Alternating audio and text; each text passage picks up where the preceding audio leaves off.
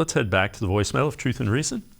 This whole talk about firing Joe Woods, I think everybody wanted Kevin to fire him, I would say mid-season. But I think Kevin is either trying to wait until the end to make coaching decisions as far as who's coming back, who's staying, who can really take charge of this defense and or special teams. And I think a perfect example of that is Sean McVay in that 2019 season when the defense wasn't good and Sean needed help offensively and on special teams. So the following year, that 2020 year, they basically rejuvenated that staff. And I think Kevin really might do that in the offseason. I think we might stay with Alex Van Pelt. Unfortunately, Mike Prefer might stay or he might promote somebody else to special teams coordinator. And or we could get a new defensive coordinator, which there are a lot of good defensive coordinators out there.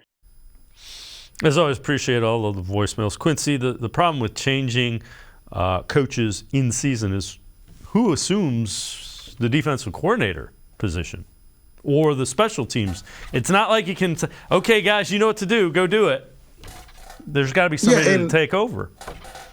Yeah, and I think, Kevin's going to be true to himself. I think we can say that after 3 years. He is very true to himself. This is a man who, for better or worse, is not a panicker. Right. And I think that's benefited us more than it's not.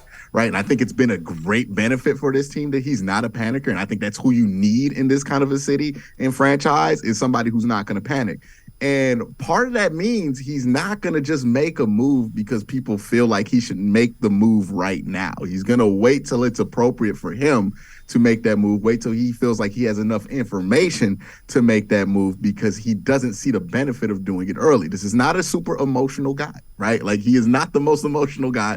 I think that's a good thing, and he's going to stay true to himself. He will probably make the moves, right? Because he's also logical, and logically, I don't see how you can justify keeping Joe Woods. Maybe you can justify Mike Prefer because the stuff that he does is ultimately not that important if the team's better. But with Joe Woods, I can't look at how he can look at what happened the last 3 years and logically make that decision. If it gets to that point to where he keeps Joe Woods, then that's something that I would be shocked by. But Kevin, he's not going to fire anybody mid-season because it's not how he rolls. Like, when has Kevin ever really made one of those like harsh moves in the middle of a game, right? Remember Hugh Jackson? Hugh Jackson used to just bench a guy at halftime for the vibes, right? Like just straight up. He would say it in the press conference. That felt like we needed a mood change. Legit word for word. This is what Hugh Jackson used to say. Like, man, I just put Cody Kessler in because maybe the vibes would change, right? Like that's what Hugh was. It was a very emotional staff. And yeah, people got fired in midseason, traded in the training camp all the time. Look at how this regime has handled everything in the shadow of Hugh. And it's like, okay, David Njoku wants out. We let that sit, right? He's still on the team. Kareem Hunt wants out. He throws a fit in training camp. He doesn't get moved. They don't make the panic. The Baker Mayfield cries, writes a letter, wants to get kicked out. We wait until somebody gives us a trade offer that we feel like is acceptable to get rid of him.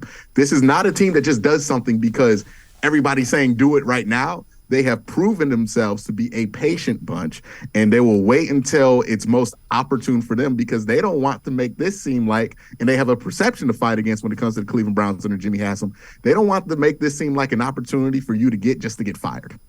They want to make this seem like a stable opportunity, and that coordinator's going to get all the opportunity possible to prove their worth if they take this job. So, this is just them being them. Hey, nobody likes being a functional organization in the moment, right? Like this drives Pittsburgh and Baltimore fans crazy all the time.